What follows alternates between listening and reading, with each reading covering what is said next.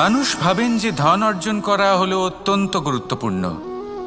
তিনি আজীবন ধন অর্জন করতে থাকেন, ধন অর্জন করার চেষ্টা করতে থাকেন। সে যাই হয়ে যাক না কেন, পরিশ্রম করতে থাকেন। স্বাস্থ্যের দিকে নজর দেন না, না উচিত সময় খাবার খান, না উচিত সময়ে ঘুমোতে যান, না পর্যাপ্ত সময় পর্যন্ত ঘুমন, কিছুই না। ধন অর্জন করতেই থাকেন, করতেই থাকেন। আর কিছু সময় পরে যখন তিনি অসংখ্য ধন লাভ করে ফেলেন, তখন তার সাথে ওনার শরীরে অনেক রোগ বাসা বাঁধে। এইসব রোগের উপচার করতে করতে সেই সমস্ত ধন যা উনি অর্জন করেছেন তা তিনি ব্যয় করে ফেলেন। শেষ পর্যন্ত কি হয়? আমরা যেভাবে এসেছি ঠিক সেইভাবেই ফিরে যাই, ধন এখানেই থেকে যায়। দেখুন, একটা অত্যন্ত গুরুত্বপূর্ণ কথা রয়েছে যে আপনার বোঝা উচিত। এই যে ধন, তার ব্যবহার করুন জীবনকে আরো ভালো করে তোলার জন্য। ধনের সদ্ব্যবহার করা উচিত, এমন যেন না হয় এই ধন আপনাকে ভোগ করে ফেলে। এই জীবনকে নিশ্চিত রূপে আরো শ্রেষ্ঠ করে তুলুন।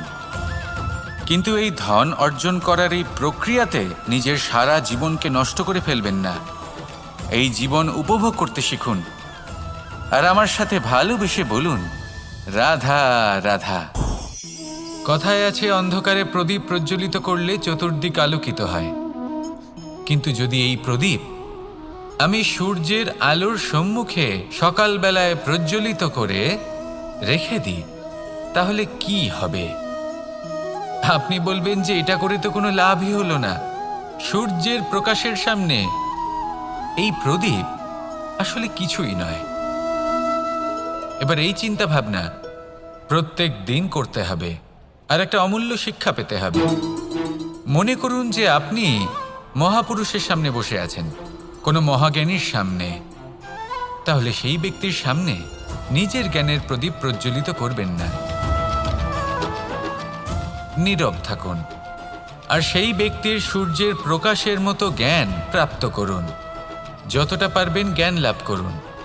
যদি এমন কোনো সময়, এমন কোনো স্থানে আপনি আছেন যেখানে চতুর্দিক অন্ধকার, কারোর কাছেই জ্ঞান নেই, সেখানে নিজের জ্ঞানের প্রদীপ প্রজ্বলিত করুন। এমন করলে দুদিক থেকেই আপনার লাভ হবে। আপনার জ্ঞান প্রাপ্তিও হবে, আর জ্ঞানের সঠিক প্রয়োগও করতে পারবেন। আর এই মন প্রসন্ন হয়ে বলবে, রাধা রাধা। মানুষের মধ্যে একটা বিচিত্র প্রবৃত্তি থাকে, অন্য সকলের বিষয়ে, তাদের জীবনের বিষয়ে, তাদের ব্যক্তিত্বের বিষয়ে, তাদের ভবিষ্যতের বিষয়ে অনুমান করা। এটা হলো অনুচিত।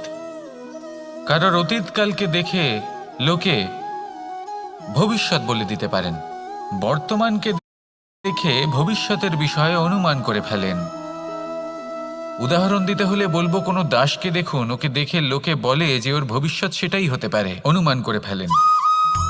আর এই রাজাকে দেখুন, উনি তো কত সুখী হবেন, উনি তো জগতের সব থেকে অধিক সুখী মানুষ, কত সুখ সুবিধা আছে ওনার কাছে, ধারণা করে ফেলেন। তবে সত্য তো এটাই যে কারোর ব্যক্তিত্বের বিষয়ে, তাদের ভবিষ্যতের বিষয়ে আপনি পূর্ণ সত্য কখনোই বলতে পারবেন না, শুধু অনুমান করতে পারবেন। আর এই অনুমান করে সত্যি কোনো লাভ হয় না, কারণ এই কাল সেটা হলো অত্যন্ত শক্তিশালী। কালো থেকে কালোতর কয়লাকেও হীরেতে পরিণত করতে পারে, অনেক বড় বড় রাজাকেও বিদূষক বানিয়ে ফেলতে পারে এক মুহূর্তেই। তাহলে আপনি অনুমান করে কি লাভ? কি পেলেন অনুমান করে? সেই জন্য কারোর বিষয়ে কোনো অনুমান করবেন না, তার ভবিষ্যতের বিষয়ে অনুমান করতে যাবেন না, কারোর বিষয়ে কোনো ধারণা করে নেবেন না। কিছু করতে হলে ভালোবাসুন, সবার মধ্যে ভালোবাসা ছড়ান, সবার মধ্যে ধন্যাত্মক ভাব ছড়ান। এই মন প্রসন্ন হয়ে বলবে, রাধা রাধা। কেউ বলে জীবন খুব ক্ষণস্থায়ী, কেউ বলে জীবন হলো একটা সুন্দর স্বপ্নের মতো, আবার কেউ বলবে জীবন হলো এক কঠোর সত্য। কিন্তু জীবন আসলে কি? জীবন হলো আপনারই প্রতিবিম্ব, একটা দর্পণ।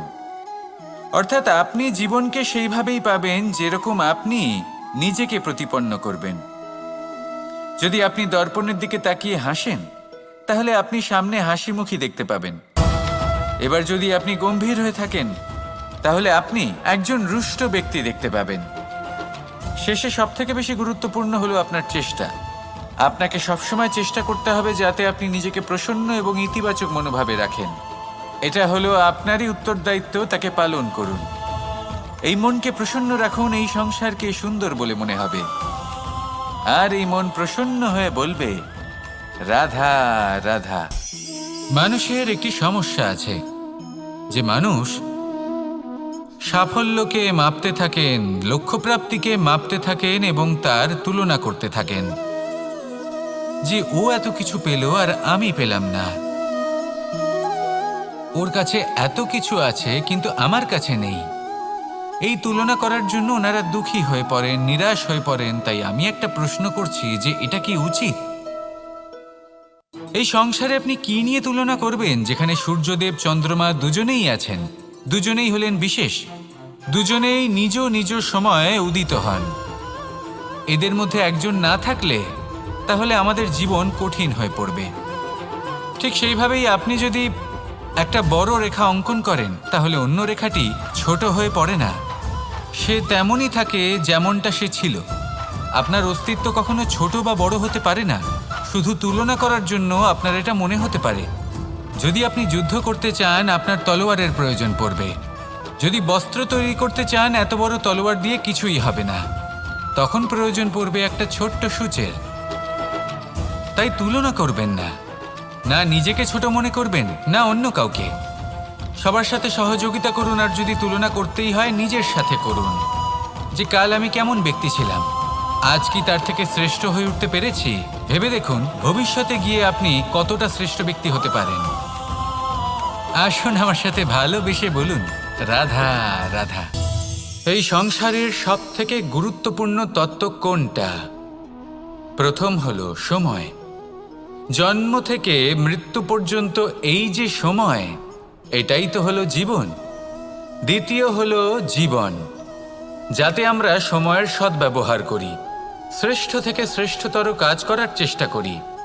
বহু বছরের এই পরম্পরা, এই সংস্কৃতিকে এগিয়ে নিয়ে যাওয়ার চেষ্টা করি। এই সংসারে আমরা অংশগ্রহণ করতে চেষ্টা করি। তৃতীয় হলো ধন, সেই ধন যা প্রত্যেক ব্যক্তি অর্জন করতে চেষ্টা করেন। এবার এই তিনটি তত্ত্বের মধ্যে একটা সামঞ্জস্য আছে, সমান ব্যাপার আছে, সে ধনই হোক বা সময় হোক বা হোক জীবন। আর সেই সমান ব্যাপার হলো যে যদি আপনি এটা গণনা করতে থাকেন তাহলে তা কমতে থাকে, যদি আপনি এটা ব্যবহার করেন তাহলে তা বাড়তে থাকে। একে সংগঠিত করে রাখতে চেষ্টা করলে এ হাত থেকে ফসকে যায়, কিন্তু যদি আপনি একে সামলে রাখতে শিখে যান তাহলে এমন কাজ করবেন যাতে সংসারের সাথে সাথে পরবর্তী প্রজন্ম লাভবান হবে। যদি কিছু শিখতে চান তাহলে সামলাতে শিখুন, গণনা করা বা সংগঠিত করা নয়। আসুন আর আমার সাথে ভালোবেসে বলুন, রাধা রাধা। এই সংসারে সাফল্য লাভ করার জন্য জ্ঞানের প্রয়োজন হয়, পরিশ্রমের প্রয়োজন হয়, দৃঢ় নিষ্ঠার প্রয়োজন হয়, নিরন্তর চেষ্টা করা প্রয়োজনীয়। কিন্তু আরও কিছু আছে যা অত্যন্ত প্রয়োজনীয় এবং গুরুত্বপূর্ণ। তা হলো ভালো বন্ধু। তাদের থাকা অত্যন্ত প্রয়োজনীয়। যদি ভালো বন্ধু থাকে তাহলে সময় এলে তারা ঢাল হয়ে আপনাকে সুরক্ষা করবেন। সময় এলে অস্ত্রের মতো শত্রুকে সংহারও করবেন। যদি তিনি জ্ঞানী হন, তাদের মধ্যে সদ্গুণ থাকে, তাহলে এই সব গুণ আপনার মধ্যেও প্রবেশ করবে। তাহলে সাফল্যের জন্য ভালো বন্ধু পাওয়া অত্যন্ত প্রয়োজনীয়। কিন্তু শুধু বন্ধু কেন, ভালো শত্রুও থাকা প্রয়োজনীয়। এবার আপনি ভাববেন, এ আমি কি বললাম? যদি আপনার জীবনেও ভালো অর্থাৎ শক্তিশালী শত্রু থাকে তাহলে আপনিও শক্তিশালী হতে থাকবেন। এই শত্রু আপনাকে প্রেরিত করবে আরও বেশি শক্তিশালী হয়ে ওঠার। কখনো কোনো হরিণকে দেখুন, তীব্র গতিতে দৌড়তে থাকে। কেন তীব্র গতিতে দৌড়য়? এই কারণে নয় যে কোথাও তার জন্য মধুর ঘাস অপেক্ষা করে রয়েছে, না। সে এই কারণে তীব্র গতিতে দৌড়য় কারণ সেটা না করলে তার পেছনে একটি সিংহ আছে যে ওকে নিজের ভোজন করে ফেলবে। তাই জীবনে বিপদ, সংকট, এই সব কিছুও হলো অত্যন্ত গুরুত্বপূর্ণ। তার সম্মুখীন হতে শিখুন আর আমার সাথে ভালোবেসে বলুন, রাধা রাধা। পুরুষার্থ। শাস্ত্রে 4 ধরনের পুরুষার্থের কথা বলা হয়েছে। প্রথম হলো ধর্ম। আপনি কি জানেন এই ধর্ম আসলে কি? আপনার কি মনে হয় ধর্ম আসলে কি? কোনো বিশেষ ঈশ্বরকে মানাই কি ধর্ম বলা হয়? নাকি কোনো বিশেষ রীতি পালন করাই হলো ধর্ম? নাকি কোনো বিশেষ সাহিত্যকে সর্বশ্রেষ্ঠ মনে করাই হলো ধর্ম? না, ধর্ম হলো সেটা যাকে ধারণ করা যেতে পারে। আর ধারণ শুধু সেটাই করা যায় যা পবিত্র। পবিত্র শুধু তাকেই বলা হয় যা নিঃস্বার্থ, যার মধ্যে শাসন করার কোনো ইচ্ছে নেই, যা সরলভাবেই প্রবাহমান, জল এবং বায়ুর মতো। যখন কোনো ব্যক্তি ধর্মকে ধারণ করেন এবং সেই ধর্ম সেই ব্যক্তিকে রক্ষা করে, তখন তাকে ধর্ম বলা হয়। ধর্ম যা রক্ষা করে অহংকার থেকে, খারাপ চিন্তার হাত থেকে। সেই জন্য পুরুষার্থ গড়ে তোলার আগে, ধর্ম পালন করার আগে ধর্মের প্রকৃত অর্থ কি সেটা বুঝে নিন। এটা জেনে রাখুন যে সমস্ত ধর্মের আধার, সমস্ত ধর্মের ভিত শুধুমাত্র ভালোবাসা। আসুন আর এই ভালোবাসার সাথেই বলুন, রাধা রাধা।